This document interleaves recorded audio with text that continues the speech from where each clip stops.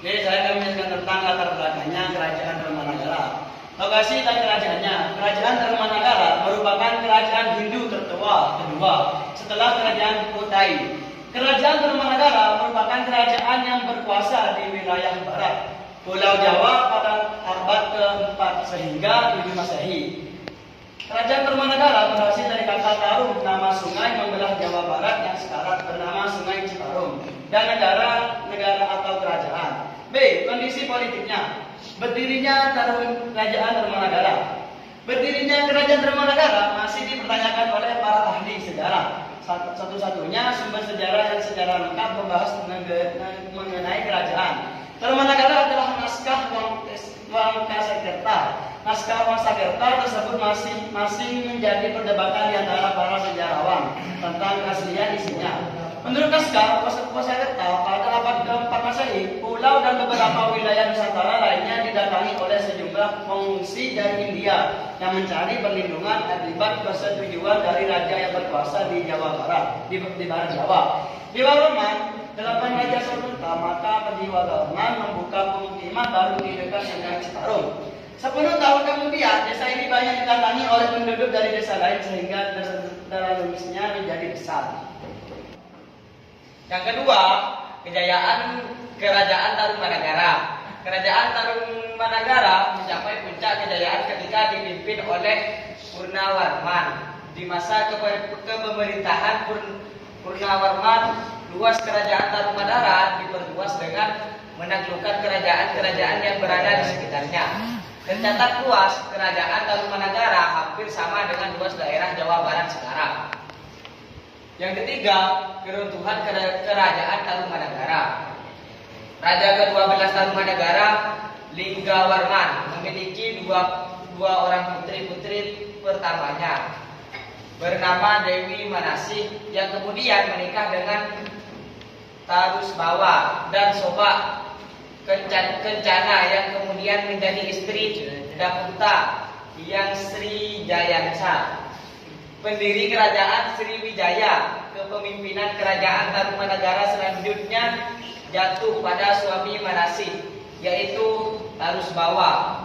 Pada masa pemerintahan Tarusbawa, pusat Kerajaan Tarumanagara dipindah kerajaan sendiri, yaitu Kerajaan Sunda, kerajaan bawahan Tarumanagara, dan kemudian mengganti Kerajaan Tarumanagara menjadi Kerajaan Sunda. Yang keempat, raja-raja Kerajaan Tarumanagara. Selama berdirinya Kerajaan Tarumanagara dari abad ke-4 sampai abad ke-7 Masehi, kerajaan tersebut pernah dipimpin oleh 12 orang raja, diantaranya Jayasingwarman 358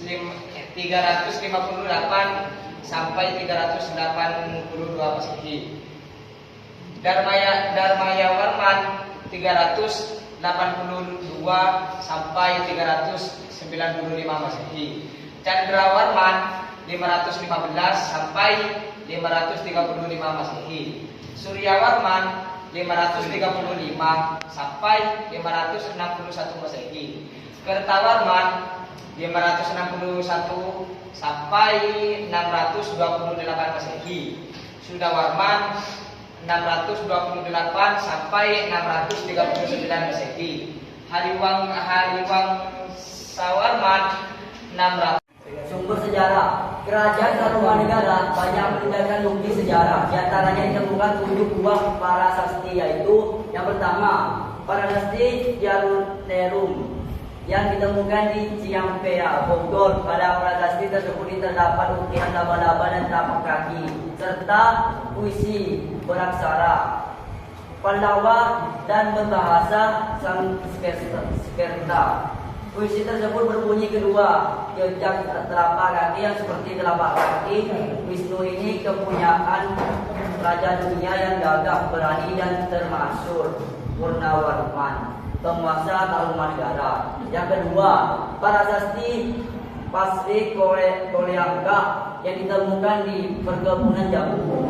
Prasasti ini juga sering disebut sebagai prasasti jambu. Prasasti jambu menjadi yang termasuk serta setia kepada tugasnya wilayah raja yang tiada tanya.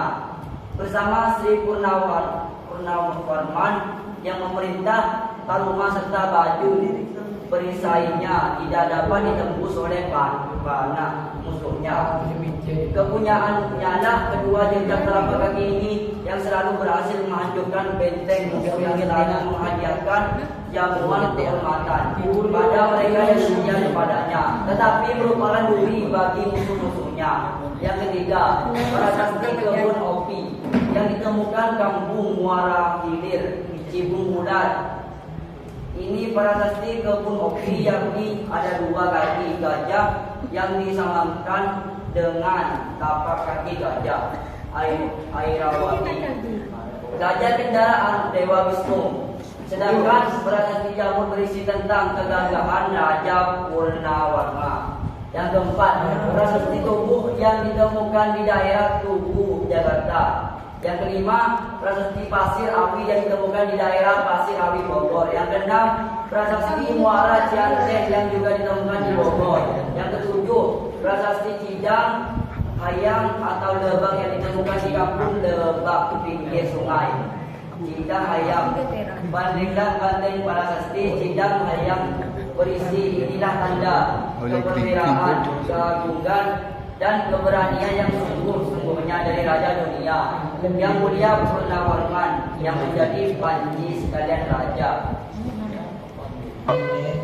Selain dari prasasti, terdapat juga sumber-sumber lain yang berasal dari Cina. Di antaranya, satu, berita dari yang terdampar di Jawa. Tepatnya Tonomo trauma pada tahun 414.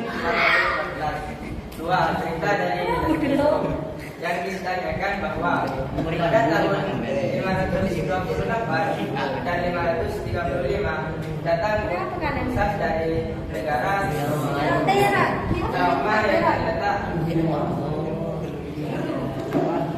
cerita dari Nasisu yang dinyatakan bahwa pada tahun 528 dan 535 datang utusan dari negara Tonomo trauma yang terletak di sebuah hutan. Yang ketiga, berita dari dinasti dan Moda yang menyebutkan tahun 600 tahun 69 datang utusan dari Tonomo D. Kondisi ekonomi. B. Kondisi ekonomi.